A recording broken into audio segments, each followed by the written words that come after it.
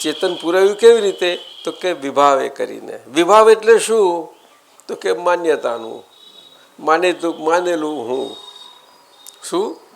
હા, માનીને પણ હું છું ને, પણ છું. બસ આવન ને જાવન, એ પૂતગલની આવન છે ને પૂતગલની જાવન છે. પણ શું થાય?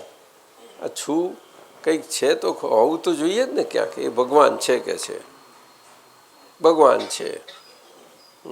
ભગવાન શબ્દ બહુ સારો છે. અમીન સાહેબે બહુ સારો અર્થ કર્યો છે. ભગ શબ્દ પરથી આવેલો. ભગ આત્માના મુખ્ય પ્રમુખ જ્ઞાન પ્રકાશ અને દર્શન પ્રકાશનો સૂચક છે. શું કહ્યું? હા, એ ભ શબ્દ પ્રકાશનો સૂચક છે. ભગ પ્રકાશનો સૂચક છે. ભગ શું? એનું કારકપણું છે.